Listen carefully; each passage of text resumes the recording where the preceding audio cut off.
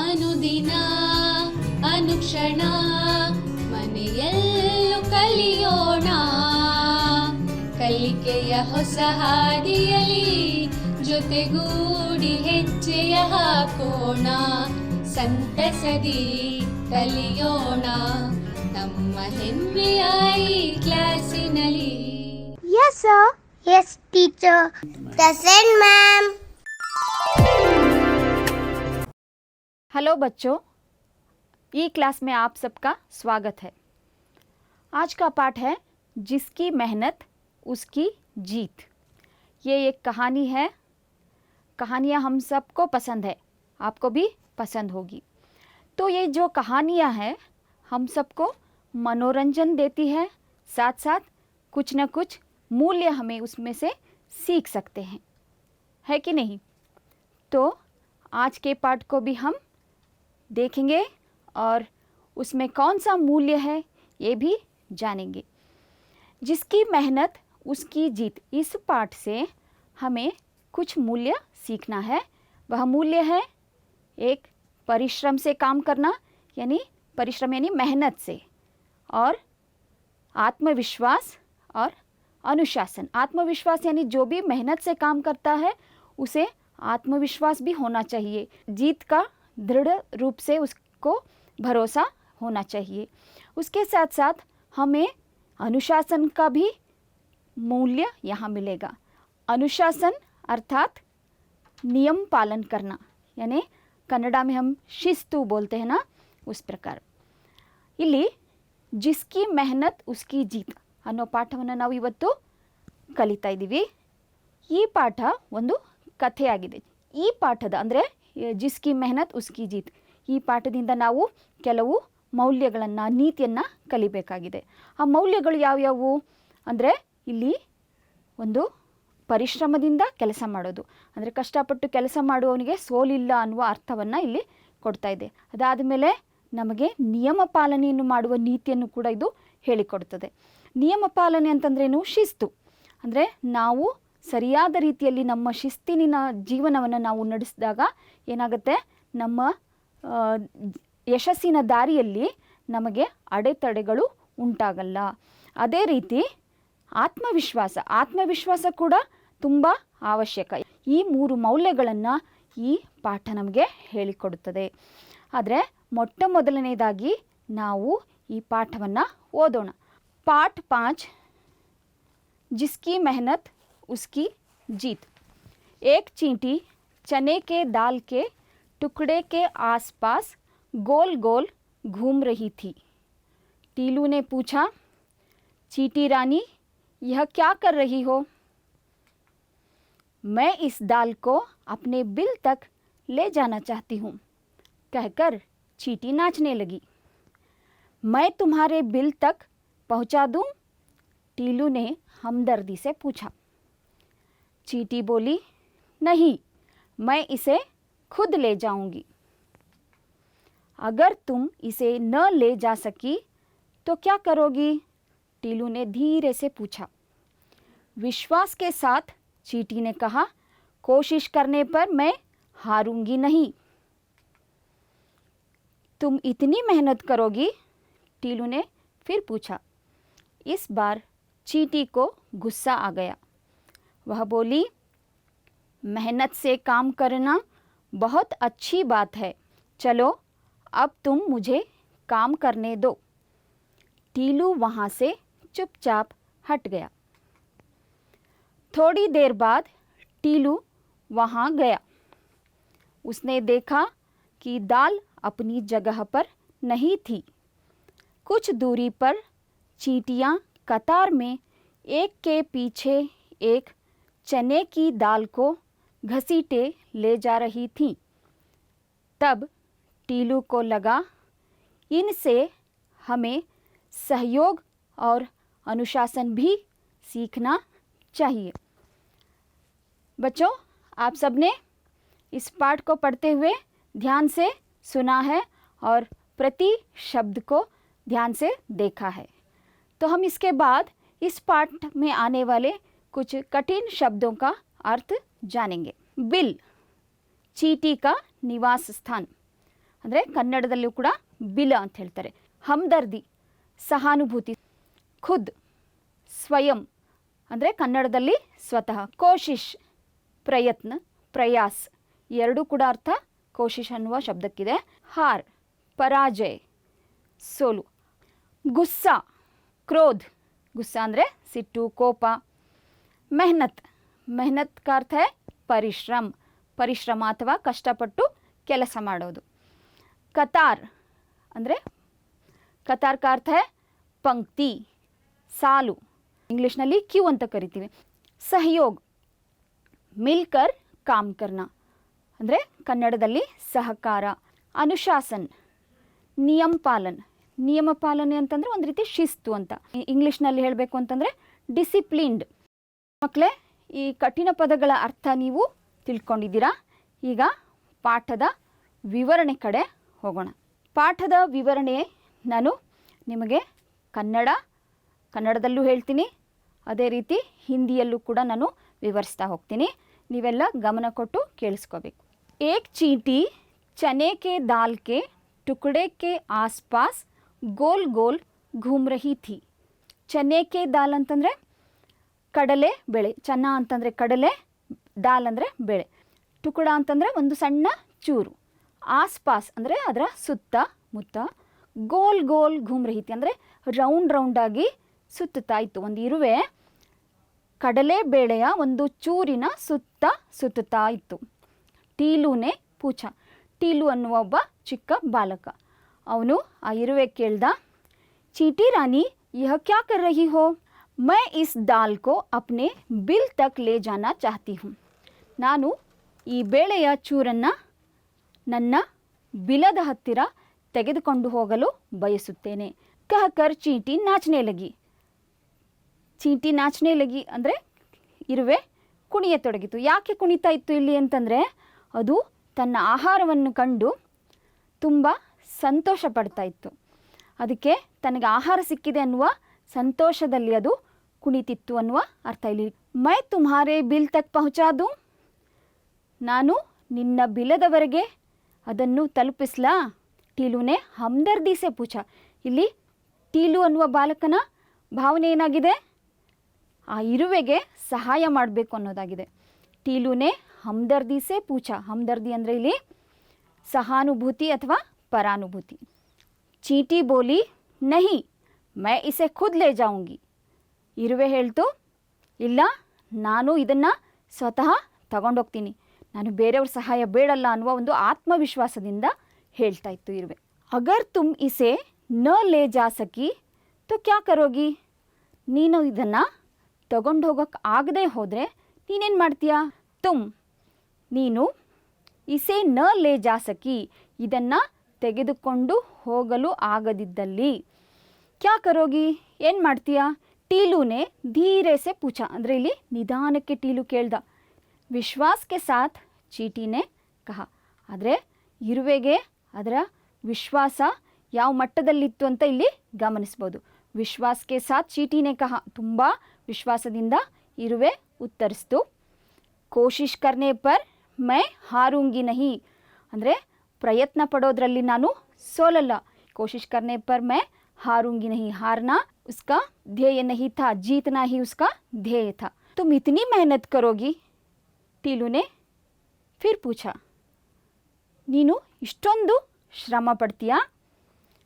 ಟೀಲು ಮತ್ತೆ ಕೇಳ್ದ. ಅದರ ಕಷ್ಟ ಟೀಲು ನೋಡೋಕ್ಕಾಗ್ತಿರ್ಲಿಲ್ಲ. ಯಾಕಂದರೆ ಒಂದು ಆ ಚಿಕ್ಕ ಬೇಳೆನೇ ತಗೊಂಡೋಗೋಕ್ಕೆ ಇರುವೆ ಎಷ್ಟು ಪ್ರಯತ್ನ ಪಡ್ತಾ ಇತ್ತು ಅನ್ನೋದನ್ನು ಇಲ್ಲಿ ಟೀಲು ಗಮನಿಸ್ತಾ ಇದ್ದ. ಅದಕ್ಕೆ ಪದೇ ಪದೇ ಕೇಳ್ತಾ ಇದ್ದ ಅಂತ ನಿಧಾನಕ್ಕೆ ಕೇಳ್ದ. ಇಸ್ ಬಾರ್ ಚೀಟಿ ಕೋ ಗುಸ್ಸಾ ಆ ಗಯಾ. ಇಸ್ ಬಾರ್ ಈ ಸಲ, ಚೀಟಿ ಕೋ ಇರುವೆಗೆ, ಗುಸ್ಸಾ ಆ ಗಯಾ ಸಿಟ್ಟು ಅಥವಾ ಕೋಪ ಬಂದಿತು. ವಹ ಬೋಲಿ ಅದು ಹೇಳ್ತು, ಮೆಹನತ್ ಸೆ ಕಾಮ್ ಕರ್ನಾ ಬಹುತ್ ಅಚ್ಚಿ ಬಾತ್ ಹೈ. ಪರಿಶ್ರಮದಿಂದ ಕೆಲಸ ಮಾಡುವುದು ತುಂಬ ಒಳ್ಳೆಯದು. ಚಲೋ ಆಪ್ ತುಮ್ ಮುझे ಕಾಮ್ ಕರ್ನೆ ದೋ. ಹೋಗು, ಈಗ ನನಗೆ ಕೆಲಸ ಮಾಡಲು ಬಿಡು ಅಂತ ಇರುವೆ ಉತ್ತರಿಸ್ತು. ಅಚ್ಚಿ ಬಾತ್ ಅಂದರೆ ಒಳ್ಳೆಯ ಮಾತು ಅಂತ ಅರ್ಥ ಆಗುತ್ತೆ. ಇಲ್ಲಿ ಒಳ್ಳೆಯದು ಅನ್ನೋದನ್ನು ಅರ್ಥೈಸ್ಕೋಬೇಕು. ಕಾಮ್ ಕರ್ನೆದು ಕೆಲಸ ಮಾಡಲು ಬಿಡು. ಟೀಲು ವಹಾಸೆ ಚುಪ್ಚಾಪ್ ಹಟ್ ಗಯ. ಟೀಲು ಅಲ್ಲಿಂದ ಸುಮ್ಮನೆ ದೂರ ಹೋದ. ಹಟ್ ಜಾನ ಅಂತಂದರೆ ಅಲ್ಲಿಂದ ಜಾಗ ಖಾಲಿ ಮಾಡ್ಕೊಂಡು ಹೋಗೋದು. ಥೋಡಿ ದೇರ್ ಬಾದ್ ಟೀಲು ವಹಾ ಆಯಾ. ಉಸ್ನೆ ದೇಖಾ ಕಿ ದಾಲ್ ಅಪ್ನಿ ಜಗಹ ಪರ್ ನಹಿ ಥಿ. ಅವನು ಸ್ವಲ್ಪ ಹೊತ್ತಿನ ನಂತರ, ಥೋಡಿ ದೇರ್ ಬಾದ್ ಅಂದರೆ ಸ್ವಲ್ಪ ಸಮಯದ ನಂತರ, ವಹಾ ಆಯಾ ಅಲ್ಲಿಗೆ ಬಂದ. ಉಸ್ನೆ ದೇಖಾ ಅಲ್ಲಿ ಅವನು ನೋಡ್ದ, ಕಿ ದಾಲ್ ಅಪ್ನಿ ಜಗಹ ಪರ್ ನಹಿ ಅಲ್ಲಿ ಬೇಳೆ ಇರಲಿಲ್ಲ, ಇರುವೆ ಕೂಡ ಇರಲಿಲ್ಲ. ಕುಚ್ ದೂರಿ ಪರ್ ಸ್ವಲ್ಪ ದೂರದಲ್ಲಿ, ಚೀಟಿಯಾ ಕತಾರ್ ಮೇ ಏಕ್ ಕೆ ಪೀಛೆ ಏಕ್ ಚನೆ ಕಿ ದಾಲ್ ಕೋ ಘಸೀಟೆ ಲೇ ಜಾ ರಹಿ ಥಿ. ಸ್ವಲ್ಪ ದೂರದಲ್ಲಿ ಇರುವೆಗಳು ಕತಾರ್ ಮೇ ಸಾಲಿನಲ್ಲಿ, ಸಾಲಾಗಿ ಕೆಲವೊಂದು ಇರುವೆಗಳು ಅಲ್ಲಿ ಸಾಲು ಕಟ್ಟಿ ನಿಂತಿದ್ವು, ಹೋಗ್ತಾ ಇದ್ವು. ಕತಾರ್ ಮೇ ಏಕ್ ಕೆ ಪೀಛೆ, ಏಕ್ ಕೆ ಪೀಛೆ ಏಕ್ ಅಂತಂದರೆ ಒಂದರ ಹಿಂದೆ ಒಂದು, ಚನೆ ಕಿ ದಾಲ್ ಕೋ ಕಡಲೆ ಬೇಳೆಯನ್ನು, ಆ ಚೂರು ಏನಿತ್ತಲ್ಲ ಅದನ್ನು, ಘಸೀಟೆ ಎಳ್ಕೊಂಡು, ಘಸೀಟನ ಅಂತಂದರೆ ಎಳೆದುಕೊಂಡು, ಲೇ ಜಾ ರಹಿ ಥಿ ಎಳೆದುಕೊಂಡು ಹೋಗುತ್ತಿದ್ದವು. ಅಂದರೆ ಇಲ್ಲಿ ಒಂದು ಇರುವೆ ಇತ್ತು ಮೊದಲು, ಅದಕ್ಕೆ ಸಹಾಯ ಮಾಡೋದಕ್ಕಾಗಿ ಸುಮಾರು ಇರುವೆಗಳು ಬಂದು ಅಲ್ಲಿ ಸಹಕರಿಸಿದ್ವು. ಆಮೇಲೆ ಆ ಬೇಳೆಯನ್ನು ತೆಗೆದುಕೊಂಡು ಹೋಗೋದಕ್ಕೆ ಸಹಾಯ ಮಾಡಿದ್ವು. तब टीलू को लगा इनसे हमें सहयोग और अनुशासन भी सीखना चाहिए. ಆಗ ಟೀಲುಗೆ ಏನನ್ನಿಸ್ತು? ಟೀಲು ಕೋ ಲಗ, ಟೀಲುಗೆ ಅನ್ನಿಸ್ತು, ಇನ್ಸೆ ಹಮೆ ಈ ಇರುವೆಗಳಿಂದ, ಇನ್ಸೆ ಅಂತಂದರೆ ಇಲ್ಲಿ ಇರುವೆಗಳಿಂದ, ಹಮೆ ಸಹಯೋಗ್ ಔರ್ ಅನುಶಾಸನ್ ಭಿ ಸೀಖನಾ ಚಾಹಿಯೆ. ಸಹಯೋಗ ಅಂದರೆ ಸಹಕಾರ ಮನೋಭಾವನೆ, ಇನ್ನೊಬ್ಬರಿಗೆ ಸಹಾಯ ಮಾಡುವಂತಹ ಮನೋಭಾವ, ಅಥವಾ ಇನ್ನೊಬ್ಬರು ಕೂಡ ನಮ್ಮ ಬಗ್ಗೆ ಇರುವಂತಹ ಆ ಸಹಕಾರದ ಮನೋಭಾವದಿಂದ ನಮ್ಮ ಕೆಲಸವೂ ಕೂಡ ಸುಲಭ ಆಗುತ್ತೆ.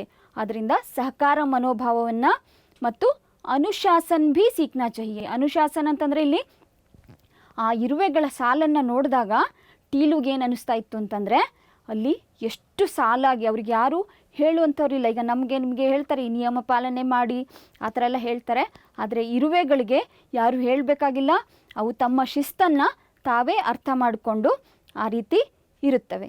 ಅದರಿಂದ ಅಲ್ಲಿ ಆ ಸಾಲನ್ನು ನೋಡಿದಾಗ ಟೀಲುಗೆ ಅನ್ನಿಸ್ತು, ಇವು ಎಷ್ಟು ಚೆನ್ನಾಗಿ ಸಾಲಿನಲ್ಲಿ ಹೋಗ್ತಾ ಇವೆ, ಆದ್ದರಿಂದ ಈ ಶಿಸ್ತನ್ನು ನಾವು ಕೂಡ ಕಲಿಬೇಕು ಅನ್ನೋದು ಟೀಲುಗೆ ಅರ್ಥ ಆಯಿತು. ಈ ಘಟನೆಯಿಂದ ಟೀಲು ಏನೇನು ತಿಳ್ಕೊಂಡ? क्या क्या सीखा टीलू ने? सहयोग और अनुशासन सीखा. तो अब हम अभ्यास की तरफ आगे बढ़ेंगे. बच्चों, यहाँ कुछ प्रश्न है जो आपके पुस्तक में भी दिए गए हैं अभ्यास में. सबसे पहले, चींटी कहाँ गोल गोल घूम रही थी? इरुवे ಎಲ್ಲಿ ರೌಂಡ್ ರೌಂಡಾಗಿ ಸುತ್ತುತ್ತಾ ಇತ್ತು? ಅದನ್ನು ನೀವು ಪುಸ್ತಕದಲ್ಲಿ ಬರ್ಕೊಳ್ಳಿ ಮತ್ತು ಕೆಳಗಡೆ ಉತ್ತರ ಕೂಡ ಬರೀರಿ. ಎರಡನೇ ಪ್ರಶ್ನೆ, ಚೀಟಿ ಕೆ ಪ್ರತಿ ಹಮ್ದರ್ದಿ ಕಿಸ್ನೆ ದಿಖಾಯಿ? ಇರುವೆಗೆ ಸಹಾನುಭೂತಿಯನ್ನು ತೋರಿಸಿದವರು ಯಾರು? ಯಾರು ಅಂತ ಈ ಕಥೆಯಲ್ಲಿ ಈಗಾಗಲೇ ನೀವು ತಿಳ್ಕೊಂಡಿದ್ದೀರಾ.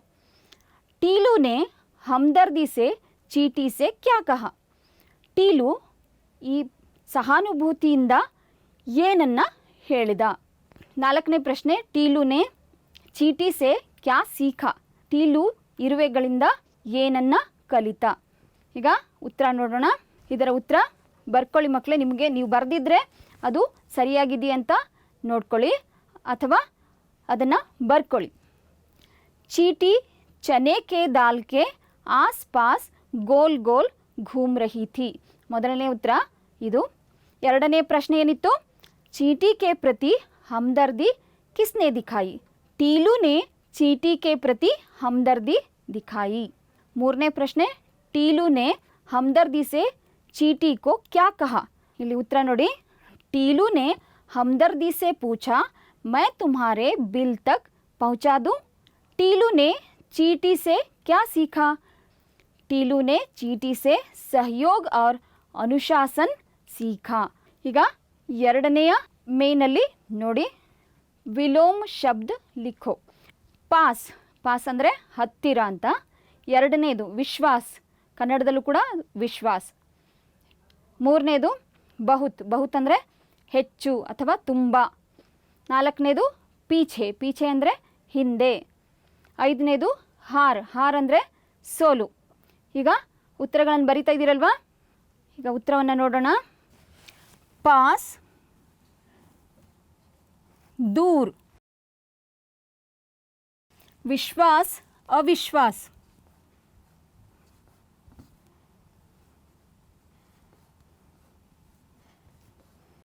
बहुत कम,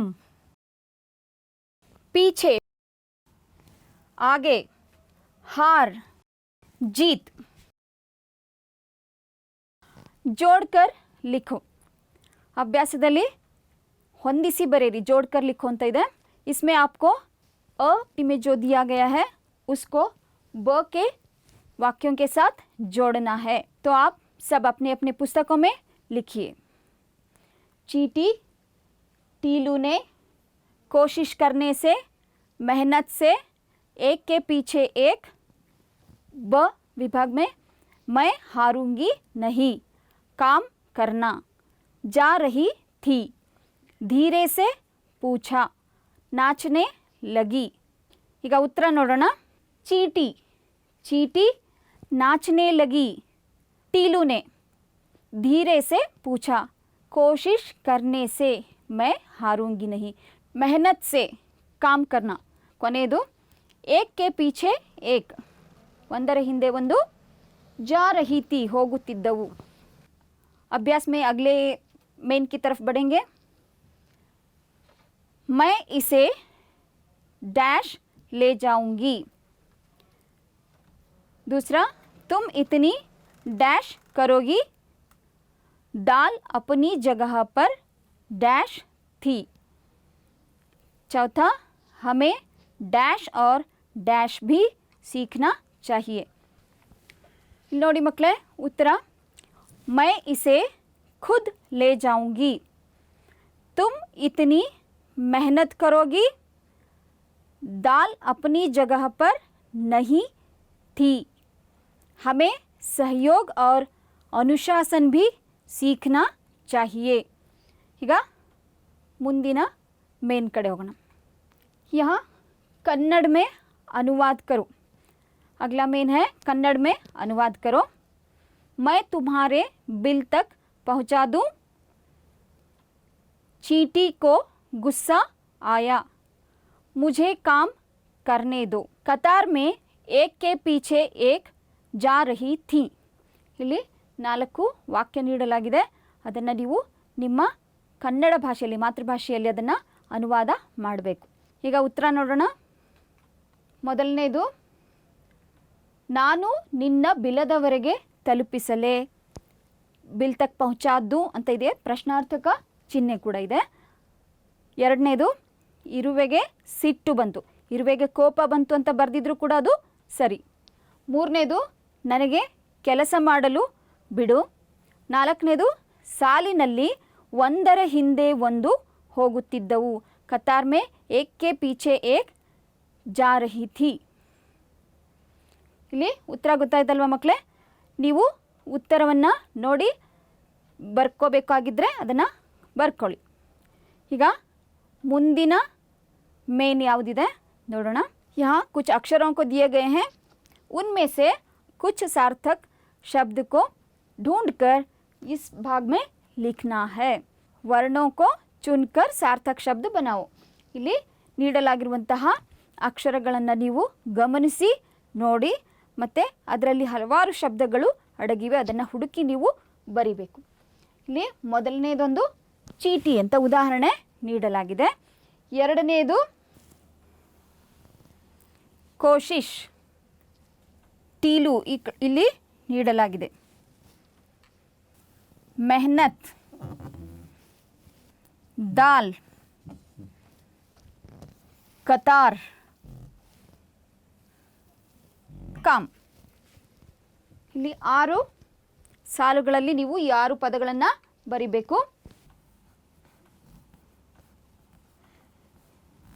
ಕೋಶಿಶ್, टीलू,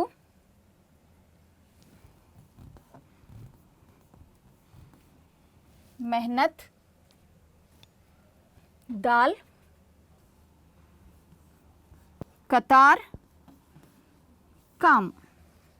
हम अगले मेन की तरफ आगे बढ़ेंगे. सही शब्द चुनकर ಖಾಲಿ ಜಗಹ ಭರೋ. ಅಂದರೆ ಇಲ್ಲಿ ಈ ಮೇನಲ್ಲಿ ನೀವು ಸರಿಯಾದ ಉತ್ತರವನ್ನು ಬರಿಬೇಕಾಗಿದೆ. यह व्याकरणांश के ऊपर है. यहाँ आपको 3 विकल्प दिए गए हैं, उसमें से सही विकल्प को चुनकर लिखना है.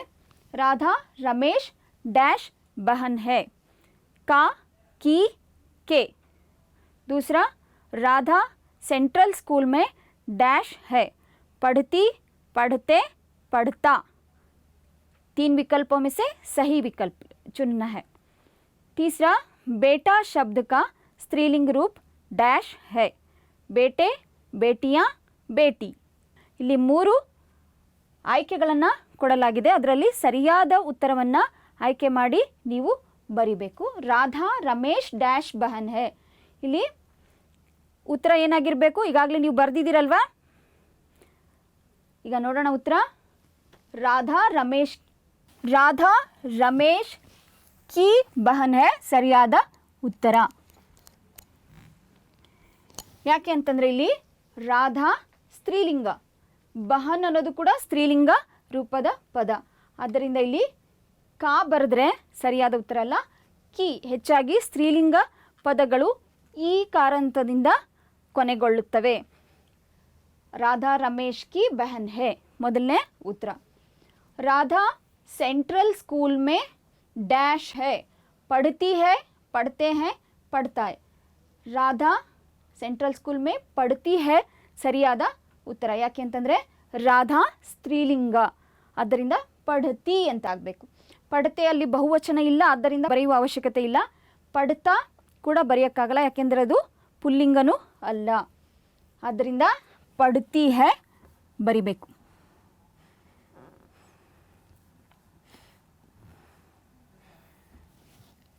ಮೂರನೇದು, ಬೇಟಾ ಶಬ್ದ का स्त्रीलिंग रूप डैश है. ಬೇಟಾ ಅಂದರೆ ಅರ್ಥ ಏನು? ಬೇಟಾ ಅಂದರೆ ಅರ್ಥ ಏನು? ಮಗ. ಕನ್ನಡದಲ್ಲಿ ಮಗ. ಬೇಟಾ ಅಂದರೆ ಮಗ. ಇಲ್ಲಿ ಬೇಟಾ ಶಬ್ದ का स्त्रीलिंग रूप ಬೇಟೆ, ಬೇಟಿಯಾ, ಬೇಟಿ. ಬೇಟಾ ಅಂದರೆ ಅದರ ಸ್ತ್ರೀಲಿಂಗ ರೂಪ ಯಾವುದಾಗಿರಬೇಕು? ಮಗ, ಮಗಳು ಅನ್ನುವ ಅರ್ಥ ಕೊಡುತ್ತೆ. ಅದೇ ರೀತಿಲಿ ಬೇಟಿ.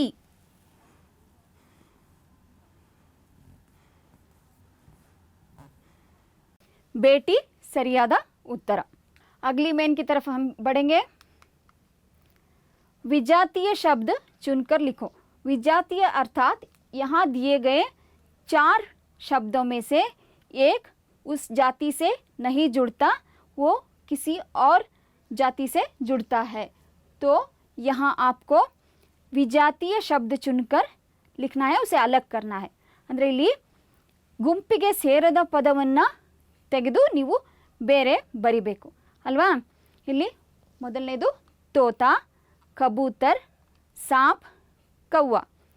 ತೋತಾ ಅಂದರೆ ಗಿಳಿ, ಕಬೂತರ್ ಪಾರಿವಾಳ, ಸಾಪ್ ಅಂದರೆ ಹಾವು, ಕವ್ವ ಕಾಗೆ. ನಿಮಗೀಗ ಅರ್ಥ ಆಗಿರಬೇಕಲ್ವಾ ಇದರಲ್ಲಿ ಗುಂಪಿಗೆ ಸೇರದ ಪದ ಯಾವುದು ಅಂತ. विजातीय शब्द है, उसे अलग करके लिखना है. और दूसरा, बाघ, चीता, सिंह, गाय. बाघ ಅಂದರೆ ಹುಲಿ, ಚೀತಾ ಅಂದರೆ ಚಿರತೆ, ಸಿಂಹ ಅಂದರೆ ಸಿಂಹ, ಗಾಯ ಅಂದರೆ ಹಸು. ಇದರಲ್ಲಿ ಒಂದು ಪದ ಆ ಗುಂಪಿಗೆ ಸೇರದೇ ಇರೋಂಥದ್ದಿದೆ. ಅದು ಯಾವುದು ಅಂತ ನೀವು ಅದಕ್ಕೆ ವೃತ್ತಾಕಾರದ ಚಿಹ್ನೆಯಿಂದ ಗುರುತಿಸಿ. ಬಸ್, ಮಾತಾ, ಪಿತಾ, ಬಹನ್. ಮೂರನೇದು ಬಸ್, ಮಾತಾ, ಪಿತಾ, ಬಹನ್. ಬಸ್ ಅಂದರೆ ಬಸ್, ಬಸ್ಸು ಅಂತ ಹೇಳ್ತೀವಲ್ಲ. ಮಾತಾ, ಆಮೇಲೆ ಪಿತಾ. ಮಾತಾ ಅಂದರೆ ತಾಯಿ, ಪಿತಾ ಅಂದರೆ ತಂದೆ, ಬಹನ್, ಬಹನ್ ಅಂದರೆ ಸಹೋದರಿ. ಇಲ್ಲಿ ಯಾವುದು ಗುಂಪಿಗೆ ಸೇರಲ್ಲ ಅಂತ ನೀವು ಅದಕ್ಕೆ ವೃತ್ತಾಕಾರದ ಒಂದು ಚಿಹ್ನೆಯಿಂದ ಗುರುತಿಸಿ ಅಥವಾ ಅದನ್ನು ಬೇರೆ ಒಂದು ಬರೀರಿ. ಈಗ ಉತ್ತರ ನೋಡೋಣ. ಇಲ್ಲಿ 3ರಲ್ಲಿ ತೋತಾ, ಕಬೂತರ್, ಸಾಪ್, ಕವ್ವ ಇದರಲ್ಲಿ ಈ ಮೊದಲನೇದು, ಎರಡನೇದು ಮತ್ತು 4ನೇದು ಪಕ್ಷಿಗಳಿಗೆ ಸೇರಿದ್ರೆ ಸಾಪ್ ಅನ್ನೋದು ಒಂದು ಸರೀಸೃಪ. ಆದ್ದರಿಂದ ಇಲ್ಲಿ ಸಾಪ್ ಅನ್ನೋದು ಸರಿಯಾದ ಉತ್ತರ. ಎರಡನೇದು ಬಾಘ್, ಚೀತಾ, ಸಿಂಹ, ಗಾಯ್. ಬಾಘ್ ಹುಲಿ, ಚೀತಾ ಚಿರತೆ, ಸಿಂಹ ಇವು 3 ಕಾಡು ಪ್ರಾಣಿಗಳು. ಆದರೆ ಕೊನೆಯದೊಂದಿದೆಯಲ್ಲ ಗಾಯ್, ಅದು ಸಾಕು ಪ್ರಾಣಿ. ಆದ್ದರಿಂದ ಎರಡನೇದರಲ್ಲಿ ಗುಂಪಿಗೆ ಸೇರಿದ ಪದ ಯಾವುದು ಅಥವಾ ವಿಜಾತೀಯ ಶಬ್ದ ಕ್ಯಾ ಹೈ? ಗಾಯ್. ತೀಸರಾ ಬಸ್, ಮಾತಾ, ಪಿತಾ, ಬಹನ್. ಬಸ್ ಅಂದರೆ ನೀವು ದಿನ ಓಡಾಡ್ತಿರಲ್ವಾ ಆ ಬಸ್ಸು. ಆಮೇಲೆ ಮಾತಾ ಅಂದರೆ ತಾಯಿ, ಪಿತಾ ಅಂದರೆ ತಂದೆ, ಬಹನ್ ಅಂದರೆ ಸಹೋದರಿ. ಇದರಲ್ಲಿ ಯಾವುದು ಗುಂಪಿಗೆ ಸೇರದ ಪದ ಅಂತ ಗೊತ್ತಾಗಿದೆ ನಿಮಗೆ. ಅಂದರೆ ಇಲ್ಲಿ ಇವು ಸಂಬಂಧಗಳನ್ನು ಹೇಳುವಂತಹ ಪದಗಳಾದರೆ ಇದು ಮಾತ್ರ ಒಂದು ವಾಹನವನ್ನು ಪರಿಚಯಿಸುವಂತಹ ಪದ. ಅಂದರೆ ಬಸ್ ಇಲ್ಲಿ ಗುಂಪಿಗೆ ಸೇರದ ಪದ ಆಗಿದೆ. ಈಗ ಮುಂದಿನ ಮೇನ್ಗೆ ಹೋಗೋಣ. अगली मेन की तरफ हम आगे बढ़ेंगे. यहाँ आपको कुछ शब्द दिए गए हैं जैसे घर, पुस्तक, आसमान, भीतर. यहाँ 4 शब्दों में से एक शब्द का समानार्थक पद उस जगह उत्तर के रूप में, उदाहरण के रूप में दिया गया है. तो बचे हुए 3 पदों को हमें समानार्थक शब्द लिखना है. ಇಲ್ಲಿ 4 ಪದಗಳನ್ನು ನೀಡಲಾಗಿದೆ. ಅದರಲ್ಲಿ ಮೊದಲನೆಯದಕ್ಕೆ ಸಮಾನಾರ್ಥಕ ಪದ ನೀಡಲಾಗಿದೆ, ಮಕಾನ್ ಅಂತ ಕೊಡಲಾಗಿದೆಯಲ್ಲ. ಘರ್ ಸಮಾನಾರ್ಥಕ ಪದ ಮಕಾನ್. ದೂಸರಾ ಪುಸ್ತಕ್. ಪುಸ್ತಕ್ ಅನ್ನೋದಕ್ಕೆ ಇನ್ನೊಂದು ಏನು ಪದ ಇದೆ? दूसरा शब्द है ಮೂರನೇದು ಆಸ್ಮಾನ್. ಆಸ್ಮಾನ್ ಅಂದರೆ ಇನ್ನೊಂದು ಸಮಾನಾರ್ಥಕ ಪದ ಆಕಾಶ್. ಭೀತರ್ ಅಂದರೆ ಒಳಗೆ ಅಂತ ಅರ್ಥ. ಅದಕ್ಕೆ ಸಮಾನಾರ್ಥಕ ಪದ ಅಂದರ್. ಹಿಂದಿಯಲ್ಲೇ ಇರುವಂಥ ಇನ್ನೊಂದು ಪದ ಅಂದರ್. 4 ಪದಗಳ ಸಮಾನಾರ್ಥಕ ಇಲ್ಲಿ ನಮಗೆ ಅಲ್ಲಿ ನೋಡೋಕ್ಕೆ ಸಿಗ್ತಾ ಇದೆ. ಘರ್, ಮಕಾನ್, ಪುಸ್ತಕ್, किताब, आसमान, आकाश, भीतर, अंदर. पाठ के अंत में मैं आपको गृह कार्य देना चाहती हूँ जो पाठ से ही आए हुए प्रश्न है. पाठ को आपने बहुत ठीक से सुना है और समझा है, इसलिए जो आपके पुस्तक में जो प्रश्न दिए गए हैं उन्हीं प्रश्नों को मैंने यहाँ दिया है. 2-3 वाक्यों में आपको उत्तर लिखना है.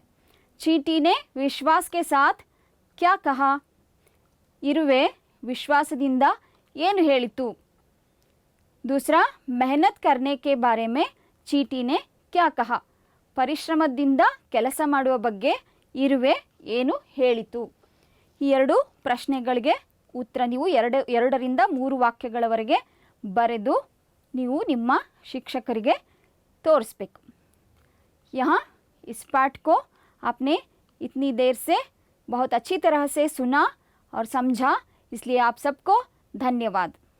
मेरा नाम नाज़नीन ए पठान.